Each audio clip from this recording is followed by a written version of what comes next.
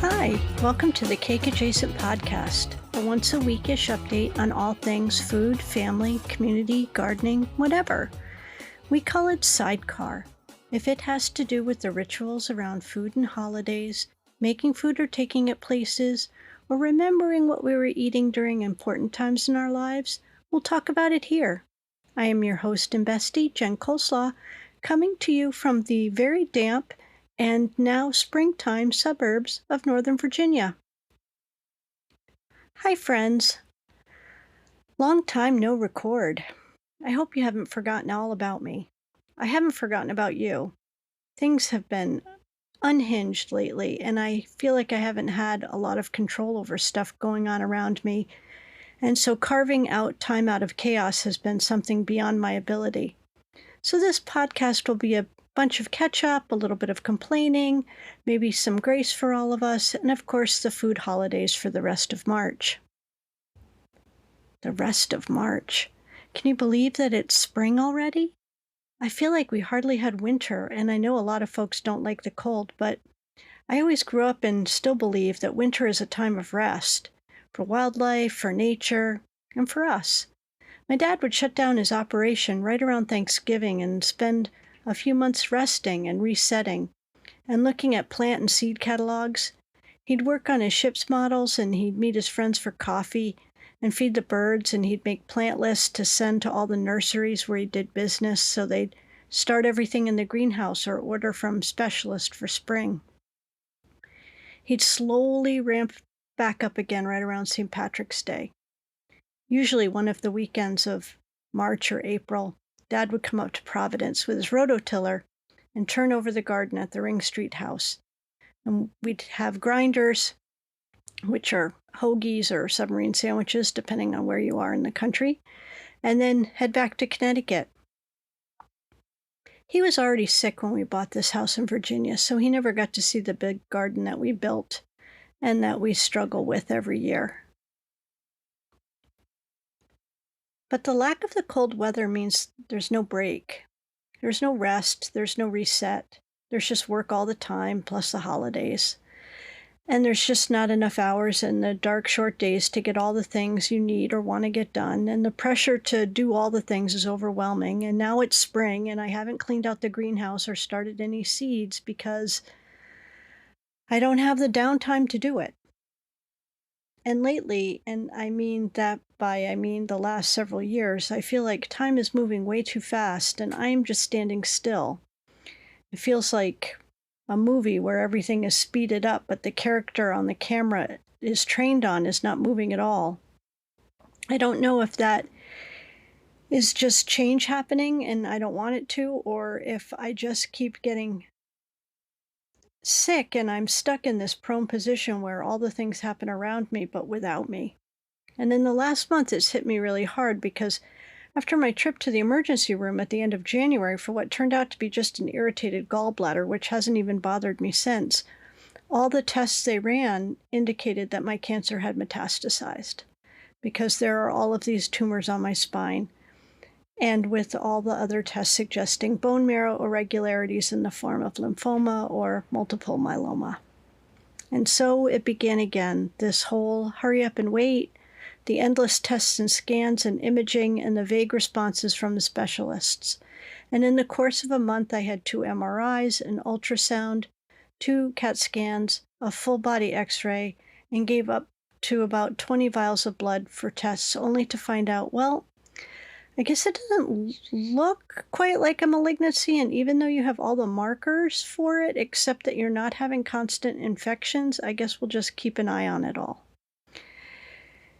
And all that time, winter ended and spring began, and I was just standing there in my paper gown, flapping around my pale legs, clutching my tiny hippo with the sword of Damocles hanging over my head yet again, and I am so over having one toe dipping into the pit of despair. And in all of this, I have found that my life-saving neurologist, the one that finally took my migraine seriously because he's literally a migraine specialist, has left our HMO, and now there are no migraine specialists for me. And I'm not sure who's going to prescribe my medication, and that is a worry. But I guess that's going to be an issue for another day. Oh, and one last thing in all of this, which is just like the cherry on the ice cream sundae of misery, is that I am losing my hearing quite rapidly, so I will be getting fitted for hearing aids next month. But look, I'm fine. I'm feeling relatively okay. I mean, I'm crabby about the time lost and the way I went right back to fight or flight or freeze mode, which I think you know is a common refrain for me. I hate not being able to hear things. I have to watch TV with closed captioning. I have this epic ringing and pounding in my brain for which there is no cure, and I can see why people go insane with this. And I'm doing work to try to figure out how not to make joy a mere crumb in my life, and I'm trying to unstick my feet in those little grippy hospital socks they give you so that I can try to move forward with everything else.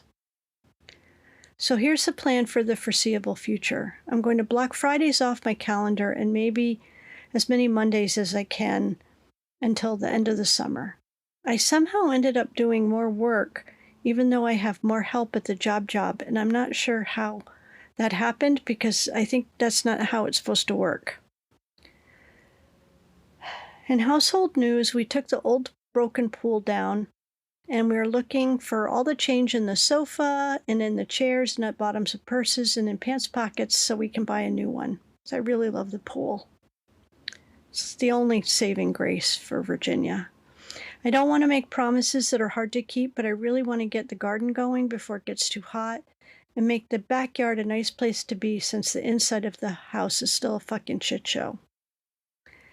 And I have 3 of those pastry projects just waiting for me to get going with those and report out on those because I said I would. So that's something I want to do more of. And it's only a few more weeks till strawberry season. And I'd like to do a little video series for the Patreons about making jam. Anyway, I hope to get a little bit more balance between work and worry. I mean, there must be some kind of place where I can find in between those two things, a little bit of peace or something. I don't know. I'm open to suggestions. So in other news that you might have missed because I wasn't here to tell you, the cedar waxwings came through and stripped our neighbor's 25-foot cedar tree all in one day, and I can see it from my bed. And I love it when they come through. Those birds are so beautiful. I love it when they come to town, but they are literally just here for one day. So if you miss them, that's it for the year. And so I was really glad I got to see them. And Kath was here again in February when Ben was away in San Diego, and we had such a good time watching British TV and packing treasure boxes, and they all got mailed out finally, and only one has come back for a bad address. I loved getting all the messages from the Patreons who got them, and I thank my friend Jen G for the idea of sending them and for Catherine for making it happen. Last weekend, we went to Connecticut to see my mother, which was fine, mostly because I kept it to just a few hours. She was disappointed that we didn't visit longer, and I felt bad about that. I carry some guilt about that, but I just worry that the more time I spend with her, the more likely I am to say something I just can't take back when she starts up with her conspiracy theories about my beloved stepfather. But I also went up to say goodbye to another childhood home, the one that was actually a safe place for me, where there are no bad memories, where there are only lovely memories. And it was really hard. There's really now nothing left for me back there in that hometown. I never thought that there would be a time when there would be nothing for me to go back to or for. And I don't know why, because I know how time works. I don't know why I'm so shocked and saddened by it, but I am. And when we drove away from the house, and when we drove over the bridge at the house where I grew up, and when we passed the cemetery where people I love are buried, I realized that it could be for the very last time. I felt that thing where I'm feeling crushed and all the air is being pressed from my chest, and I can't take a breath. And I guess that is just saying goodbye. I've talked about it here before, but the lack of funerals during the last 4 years have taken a heavy toll on so many of us. The inability to be able to say goodbye the way we are all used to, communally, with stories and love and laughter and food and even the tears, but together with all the other people who we love. Not having access to that process, to that way of letting people and places and things go has wrecked me. And I do not know if we'll ever get back to that way of dealing with our grief again. Maybe there's a new paradigm. I just haven't figured it out. I think that's bad for us. I know it's bad for me. In more mundane news, we have finally run out of fluorescent bulbs for the ugly contractor grade ceiling flush lights for the kitchen. And there's 2 of them, which is stupid. And we're looking to replace them with a ceiling fan light and a pendant light. And because I hate this kitchen with the heat of 1,000 gas ovens, I really was having a hard time finding anything that I didn't hate, because there's so little that could redeem this kitchen except maybe taking out an entire wall to let in some natural light. But what I did find is some crazy nonsense called a fandelier. So we got 2 of those. It's a fan, but it's also a bit of a crystal chandelier. And it's absolutely a little bit over the top, but it should help move air around. Because if you remember, we do not have central air here. We have window units and fans set up. So it should help move air around, and it should brighten the kitchen up a little bit. Fingers crossed.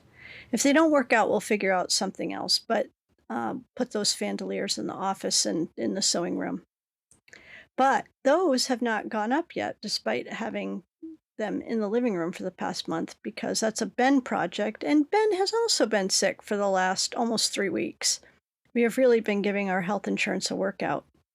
He went to urgent care 3 times in 1 week, which honestly, that's a record. Even I haven't done that. And we're trying to figure out what's up with him. So it's definitely a house of abject difficulty over here. He's feeling better, though.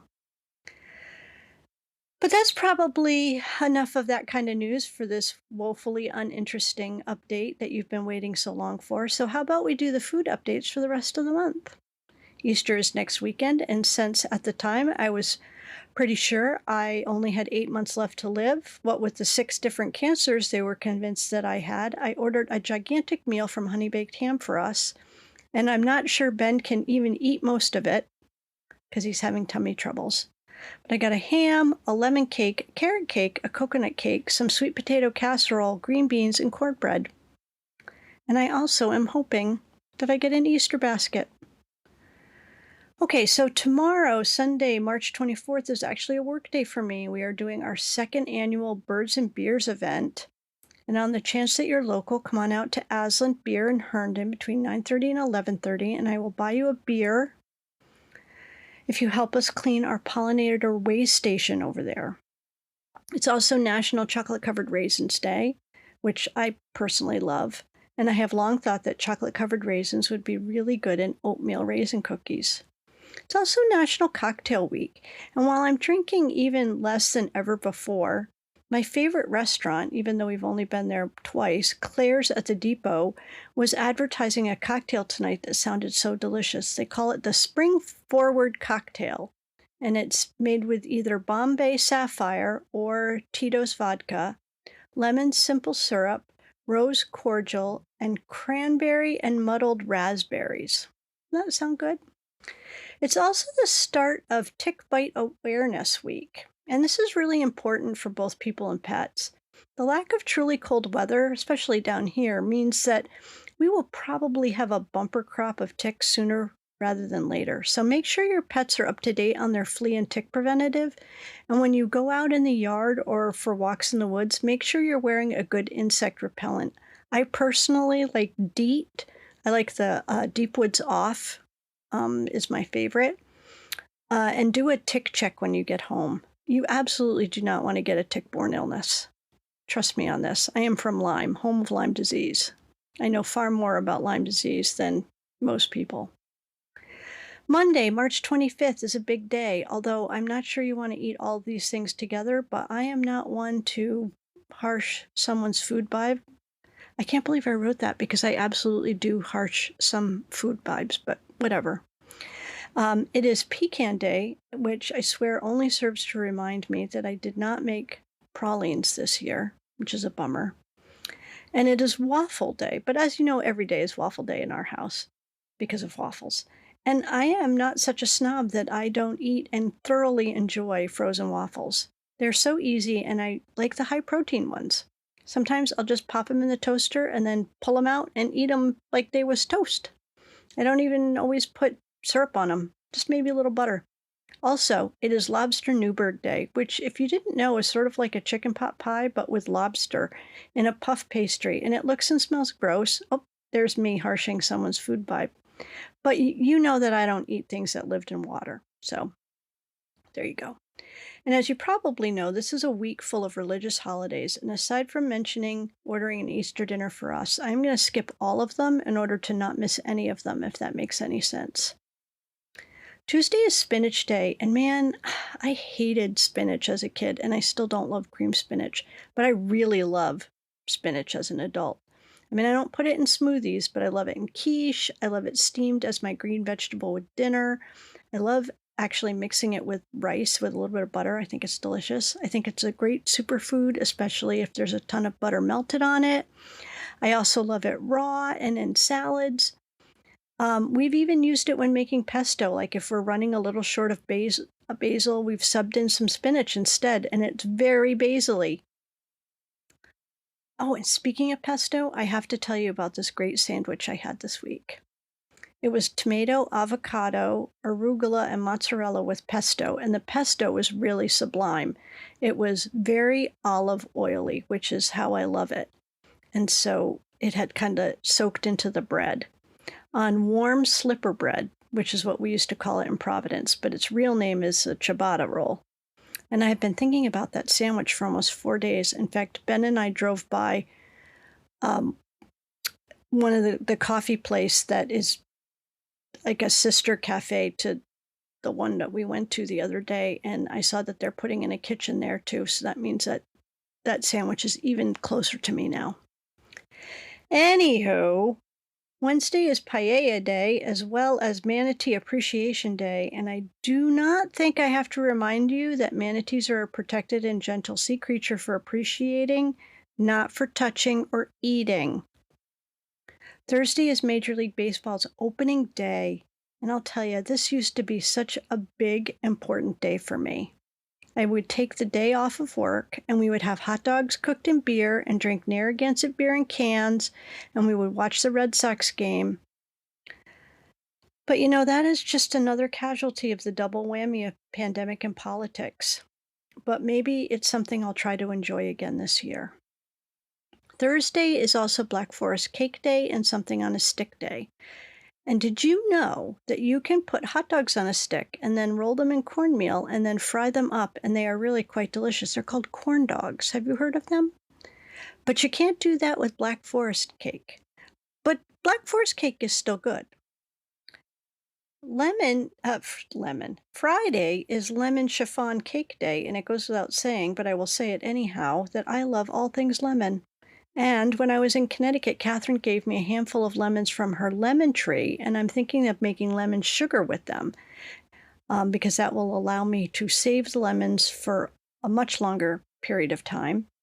And then I will save the seeds and try to grow my own lemon tree. And if I remember correctly, the lemon tree that Catherine has is one that my father gave her like 15 or maybe even 20 years ago, and she has kept that thing going, and she gets lemons off of it every year, and it's one of those indoor-outdoor trees, which honestly, I don't know how she does it. She's magic that way.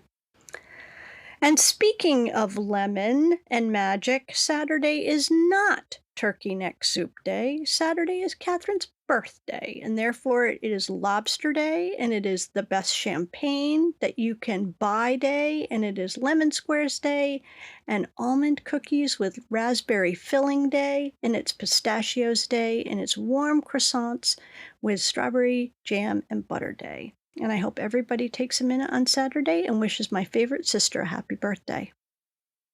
Sunday is Baked Ham with Pineapple Day, as well as Clams on the Half Shell Day, and more importantly, it is Trans Visibility Day, which is far more critical than ever now that we support and see our trans friends and family, because all across the country they're being targeted, diminished, and marginalized, and denied gender-affirming care for adults as well as children.